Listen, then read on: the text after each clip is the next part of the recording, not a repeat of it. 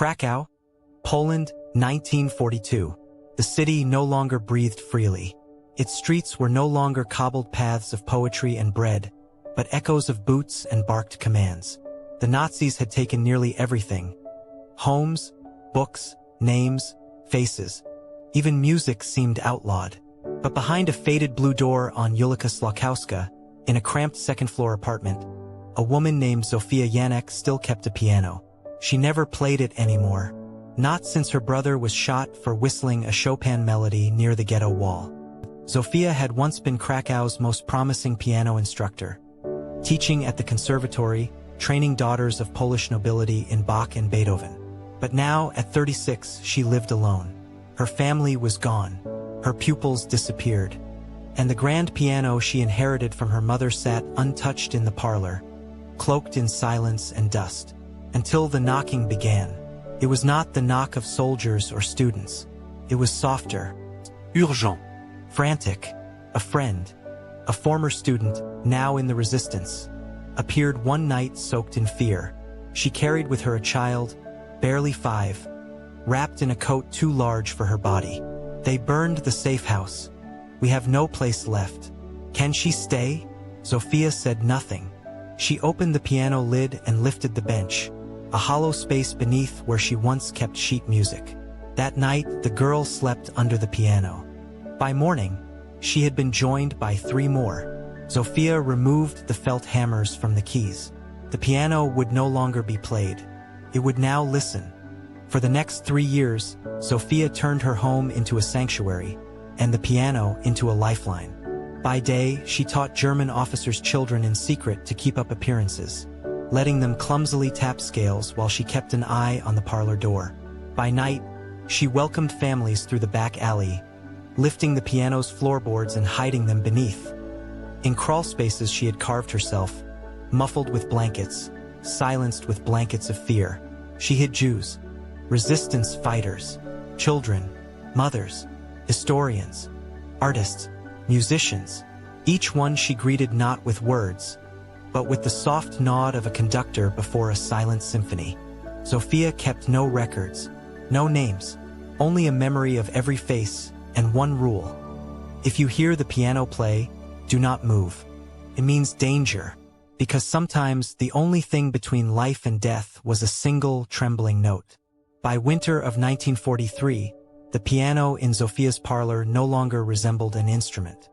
It had become a breathing, pulsing entity, alive with the terror of those hidden beneath its wooden ribs. There were now over a dozen people in her apartment at any given time, rotated through a resistance network that trusted only her. The youngest was 2 years old. The oldest, a rabbi who had once lectured on Jewish mysticism at the university.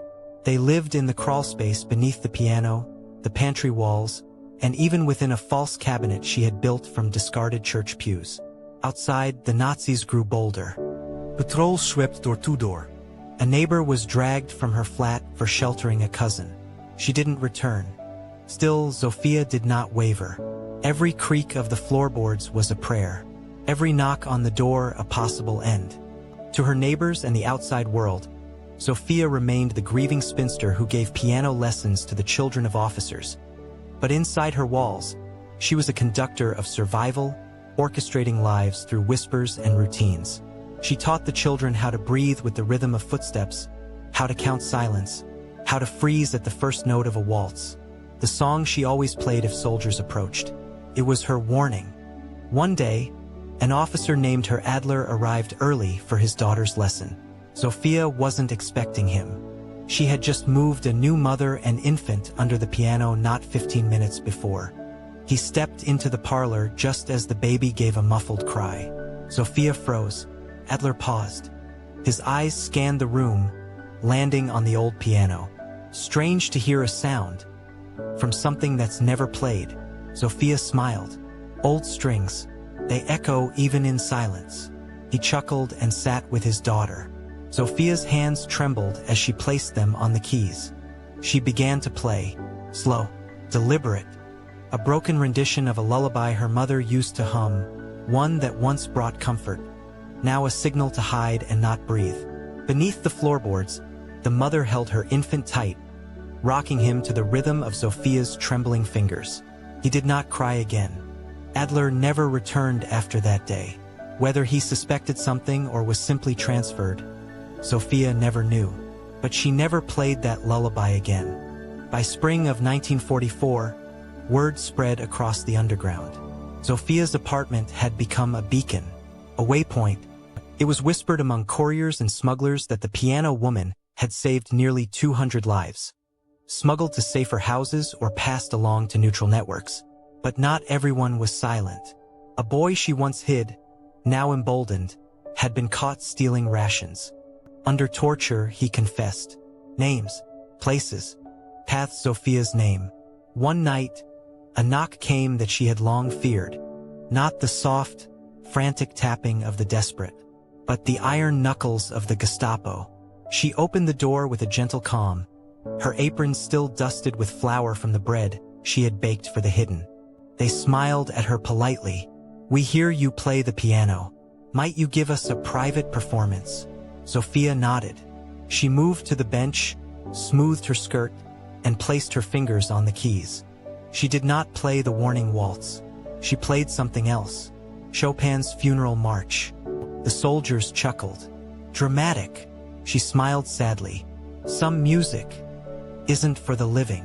Beneath the floorboards, 37 people listened to that performance with their hearts clenched in their throats. None dared to breathe. Zofia kept playing. And somehow, they left.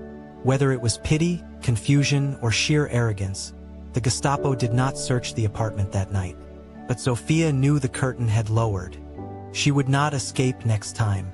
The morning after the Gestapo visit, Zofia awoke before dawn. She moved through her apartment like a woman preparing for her own funeral.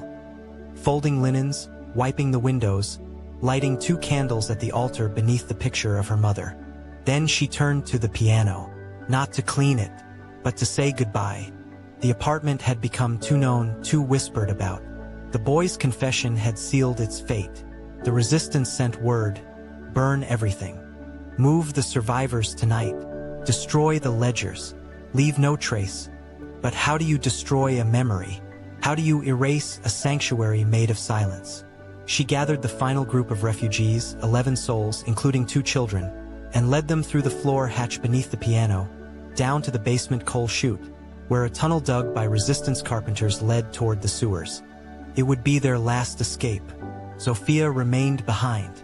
The resistance begged her to flee with them, but she refused. "I am the last note," she said. "If I go, the music dies unfinished." 2 nights later, a neighbor reported smoke. The Gestapo returned with dogs and rifles. They found the apartment empty. No footprints. No bodies. No furniture. Only a blackened piano, burnt from within. Its ivory keys melted into the floor, the strings twisted like veins through a heart of ash. And on the bench, 1 single sheet of music. Blank. She had burned the instrument that had saved so many. The hiding place, the cradle, the coffin of secrets. There was no arrest. There was no body. Some said she escaped through the tunnels. Others believed she had stayed behind, setting fire to the piano herself, letting it consume her along with the lies it had kept. But one rumor, told only in whispers after the war, lived on. A soldier claimed he returned weeks later, that he found, wedged beneath the charred piano frame, a note. Not music, not a confession, but a list. 197 names. No titles. No ages. Just names. People who had passed through Zofia's apartment between 1942 and 1944. All believed dead. All had vanished from the Krakow ghetto records. But after the war, 197 survivors, scattered across Europe, would speak the same name when asked how they lived. There was a woman, a piano teacher. She didn't play music anymore, but she saved us. Years later, a memorial was quietly erected in Krakow, not a statue or a museum, just a stone piano, half sunken into the earth, as if still hiding something beneath it. No inscription. Only the outline of scorched keys. And if you pressed your ear to the stone on a winter night, some said you could still hear it. A funeral march, A lullaby, a silent recital played for the living, by a woman history tried to forget. But we remember, because silence saved them, and silence was her song.